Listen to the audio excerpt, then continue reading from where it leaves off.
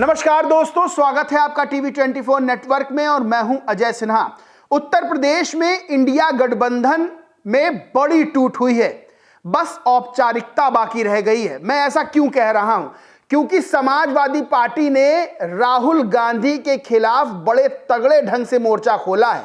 राहुल गांधी के ही नहीं बल्कि प्रियंका गांधी के खिलाफ भी मोर्चा खोला है। समाजवादी पार्टी के नेता हैं और अखिलेश यादव के बेहद करीबी हैं, यानी कि अखिलेश यादव के साथ में बैठते हैं आईपी सिंह। उन्होंने जिस तरह से राहुल गांधी पर हमला बोला है, जिस तरह से प्रियंका गांधी पर हमला बोला है, सीधी सी एक बात सामने आ जाती है कि अब उत्तर प्रदेश में इंडिया गठबंधन का कोई भविष्य नजर नहीं आ रहा है। इसके पीछे कई कारण नजर आ रहे हैं। कई बातें ऐसी हैं जिसकी वजह से सपा और कांग्रेस की दोस्ती टूटती हुई नजर आ रही है। आईपी सिंह ने क्या कहा वो मैं आपको बताता हूं। उसके बाद जो बहुत जरूरी बातें हैं कि आखिर ऐसी चीजें क्यों बोली जा रही हैं, इस पर भी चर्चा होगी। आईपी सिंह ने लिखा, समाजवादी पार्टी और माननीय राष्ट्रीय अध्यक्ष श्री अखिलेश यादव जी की अथक मेहनत और परिश्रम का फल था कि उत्तर प्रदेश में भाजपा साफ हो गई और केंद्र सरकार का अहंकार टूटा। वरना जिन राज्यों में भाजपा का सीधा मुकाबला कांग्रेस से हुआ, वहां भाजपा को मजबूत बढ़त मिली। कारण कांग्रेस के भी हर एक कार्यकर्ता को पता है, राहुल गांधी की मनमर्जी का खामियाजा समूचा विपक्ष झेल रहा है। टी शर्ट पहने एक्टिविज्म कर रहे राहुल जमीन से उतने ही दूर हैं जितना आसमान। उन्हें ना कांग्रेस का अतीत पता, ना वर्तमान। उन्हें सामाजिक भावनाओं का भान और ना ही राजनीति का ज्ञान है। मेरा सवाल बस इतना है कि आपका कुंभ आना या ना आना आपकी निजी आस्था हो सकती, पर कुंभ में जा रहे श्रद्धालुओं का मजाक बनाकर आखिर आपकी पार्टी ने क्या हासिल कर लिया? सही मायने में राहुल गांधी जी मोदी जी की सबसे बड़ी ताकत है, जिनके दम पर मोदी राज कर रहे हैं, जिसने अपनी पार्टी के टुकड़े टुकड़े कर दिए और दिन प्रतिदिन सिर्फ भाजपा को मजबूत किया। माननीय अखिलेश जी उत्तर प्रदेश समेत पूरे देश में वंचितों और शोषितों की लड़ाई लड़ रहे हैं। महाकुंभ में भी वह एक जिम्मेदार विपक्षी नेता की तरह श्रद्धालुओं की सेवा बेहतर कैसे की जा सकती है सरकार को सुझाव के रूप में बताते रहे। राहुल जी, आप एलओपी के रूप में पूरी तरह विफल हैं। आपने जनहित से जुड़ा एक भी मुद्दा सड़क तक नहीं पहुंचाया है। आपसे मेरी विनती है कि आप एलओपी पद से इस्तीफा दें और सर्वसम्मति से इंडिया गठबंधन श्री अखिलेश यादव जी को विपक्ष का नेता बनाएं। अगर ऐसा हुआ तो सड़क से लेकर संसद तक आम आदमी की आवाज गूंजेगी, क्योंकि अब जमीन से जुड़े मुद्दों को देश का मुद्दा बनाने के लिए धरती पुत्र की जरूरत है। यानी इन्होंने सीधे तौर पे कहा कि राहुल गांधी को नेता प्रतिपक्ष लोकसभा में जो उनके पास पद है उसको छोड़ देना चाहिए। राहुल गांधी को किसी चीज की जानकारी नहीं है। राहुल गांधी जमीन से उतना ही दूर है जितना आसमान दूर है। यानी जितनी कमियां राहुल गांधी की थी, यहां तक आईपी सिंह ने कह दिया कि अगर मोदी जी की कोई मजबूती है तो राहुल गांधी है। यानी राहुल गांधी की वजह से ही प्रधानमंत्री के रूप में नरेंद्र मोदी बार बार जो है चुने जाते हैं, नरेंद्र मोदी को जीत मिलती है। इसकी वजह है राहुल गांधी।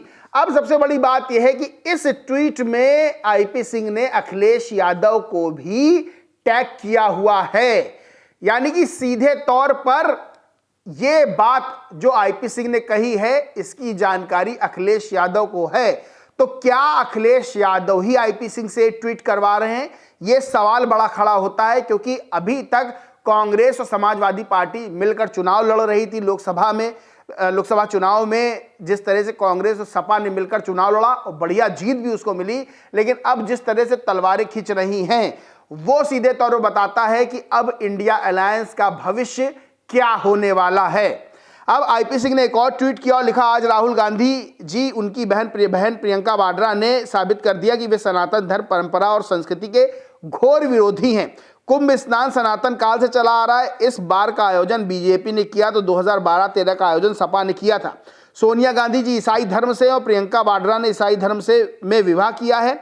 अगर वे स्नान नहीं करती हैं, अपने ईसाई धर्म का पालन करती हैं, तो सवाल नहीं उठेंगे। पर राहुल गांधी जी समय समय पर अपने को हिंदू बताते हैं। आज महाशिवरात्रि के पर्व का अंतिम स्नान था, वे रायबरेली आए पर कुंभ स्नान करने नहीं गए। चाहते तो रायबरेली में गंगा जी बहती है, वहां भी स्नान कर सकते थे, पर उन्हें हिंदू धर्म से चिढ़ है। ये उन्होंने आज साबित कर दिया। अब इतने बड़े बड़े गंभीर आरोप आईपी सिंह ने लगाए हैं, वो आईपी सिंह जो अखिलेश यादव के बेहद करीबी हैं, और सीधे निशाना साधा है राहुल गांधी और राहुल गांधी के परिवार पर। और यहां तक कहा है कि राहुल गांधी जो है वो घोर हिंदू विरोधी हैं, घोर सनातन विरोधी हैं। क्या इस ट्वीट की, इस बयान के पीछे वजह क्या है? दरअसल अभी आपने देखा होगा जब राहुल गांधी रायबरेली पहुंचे तो उन्होंने बीएसपी सुप्रीमो मायावती को लेकर एक बयान दिया था। उस बयान में कहा था कि मायावती जी ने अच्छे काम किए हैं, हम चाहते थे वो साथ में मिलकर चुनाव लड़े, अगर वो साथ में मिलकर चुनाव लड़ती तो बीजेपी को जीत नहीं मिलती, लेकिन उन्होंने साथ में मिलकर चुनाव नहीं लड़ा। अब इसके बाद तमाम तरह के सवाल खड़े होने लगे और बात ये निकल के आई कि ये गठबंधन क्यों नहीं हुआ था, बीएसपी सुप्रीमो क्यों नहीं गई थी। तो कहीं ना कहीं समाजवादी पार्टी ने भी विरोध किया था कि बीएसपी को इंडिया गठबंधन में शामिल ना किया जाए।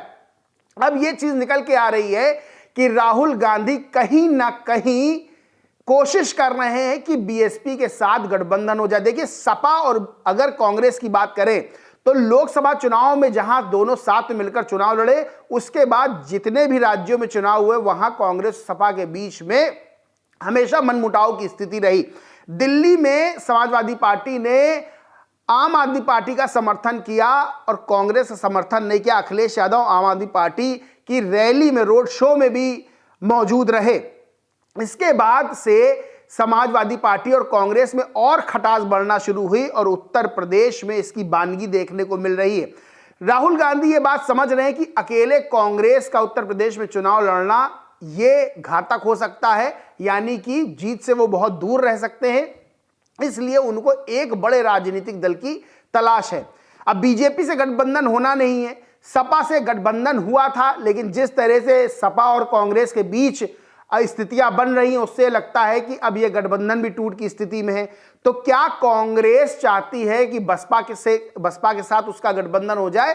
ये सब बातें बन रही हैं, लेकिन आईपी सिंह ने जिस तरह से हमला बोला है, अखिलेश यादव को बाकायदा अपने ट्वीट में टैग किया है और जिस तरह से राहुल गांधी प्रियंका गांधी पर सवाल खड़े किए और उनको हिंदू विरोधी, सनातन विरोधी कहा है, सीधी बात इससे निकल कर आती है कि उत्तर प्रदेश में कांग्रेस और समाजवादी पार्टी का गठबंधन नहीं होगा। अब समाजवादी पार्टी या यूं कहें कि अखिलेश यादव की बात करें तो अखिलेश यादव को पता है कि मध्य प्रदेश में, हरियाणा में, जम्मू कश्मीर में, महाराष्ट्र में कांग्रेस ने समाजवादी पार्टी के साथ किस तरह का व्यवहार किया था और उत्तर प्रदेश में जब उपचुनाव हुए तब अखिलेश यादव का रुख भी बहुत स्पष्ट रहा और उन्होंने कांग्रेस की दाल नहीं गलने दी और कांग्रेस ने अपने कदम पीछे खींच लिए उपचुनाव में। अब 2027 के विधानसभा चुनाव को लेकर भी ये बात सामने आ रही है। अखिलेश यादव, समाजवादी पार्टी कांग्रेस और राहुल गांधी को ज्यादा इंटरटेन नहीं करेगी। ऐसे में क्या कांग्रेस और राहुल गांधी समाजवादी पार्टी की बात मानकर गठबंधन करेंगे या जो वो लाइन लेंथ तय करेंगे उसके तहत वो गठबंधन कर लेंगे? ऐसा भी नहीं है। देखिए, वोट बैंक की अगर बात करें तो समाजवादी पार्टी और कांग्रेस का लगभग एक वोट बैंक है, यानी कि मुस्लिम वोट बैंक को लेकर दोनों ही राजनीतिक दल अपना अपना दावा ठोकते हैं। वहीं दलित वोट बैंक को लेकर भी ये कोशिश करते हैं कि वो उनके हिस्से में आए। बहरहाल दलित वोट बैंक बीएसपी के साथ भी बड़ी संख्या में रहता है और बीजेपी के साथ भी रहता है, लेकिन ये दोनों राजनीतिक दल इस कोशिश में रहते हैं, कांग्रेस सपा की दलित वोट बैंक का बड़ा हिस्सा उनके पास आए। इसीलिए एक तरफ जहां राहुल गांधी संविधान की प्रति लिए रहते हो, कहते हैं कि हम संविधान बचाएंगे, बीजेपी संविधान खत्म कर देगी, तो वहीं अखिलेश यादव पीडीए का नारा देते हैं, यानी कि पिछड़ा दलित अल्पसंख्यक का नारा देते हैं। अब दोनों ही राजनीतिक दलों के नेताओं को यह बात पता है कि वोट बैंक उनका एक है और अलग अलग चुनाव लड़ेंगे तो उस वोट बैंक में बंटवारा होगा, वो वोट बैंक बटेगा जिसका सीधा फायदा बीजेपी को जाएगा। लेकिन जो स्थितियां बन रही हैं और जिस तरह से आईपी सिंह ने हमला बोला है राहुल गांधी और उनके परिवार पर, प्रियंका गांधी पर, वो सीधा बता रहा है कि समाजवादी पार्टी के तरफ से, यानी कि बड़े आला कमान की तरफ से इशारा आईपी सिंह को मिला है